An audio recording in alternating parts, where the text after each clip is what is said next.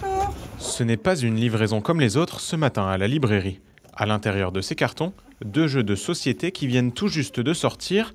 Ils ont spécialement été créés pour mettre en valeur la région de la Lorraine. Le premier, intitulé La Lorraine Pardi, est un jeu de culture générale autour du patrimoine et des richesses régionales. Alors une question expert ou débutant? Débutant. Débutant. Quel château est surnommé le Petit Versailles lorrain? Le château de Lunéville. Bah bravo. Allez, on avance. Une case. Une case. De quoi tester ses connaissances, mais aussi redécouvrir son territoire.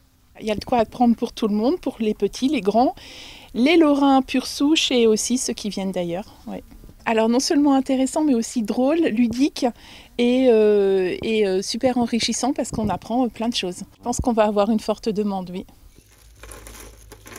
Le deuxième jeu est un puzzle, lui, autour du patois traditionnel.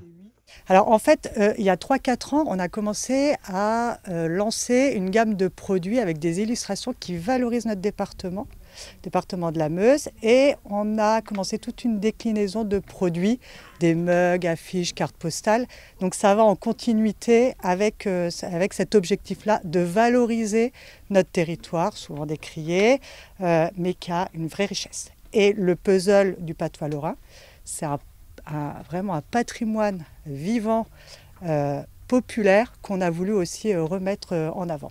Ces 2 jeux de société sortis pour la période de Noël permettent de mettre en lumière les savoir-faire et l'artisanat local. Ici, à Commercy, la Madeleine est reine et aura le droit à sa propre question. Madeleine Grosjean, on reconnaît un véritable commerçant à la façon dont il commence à déguster sa madeleine. Quelle est-elle? Il commence par la boudotte ou la bosse pour respirer les bonnes odeurs de la madeleine. Et on a vraiment essayé aussi de proposer différents types de partenariats pour valoriser différents types de savoir-faire, du patrimoine, là de la gastronomie qui est du patrimoine aussi.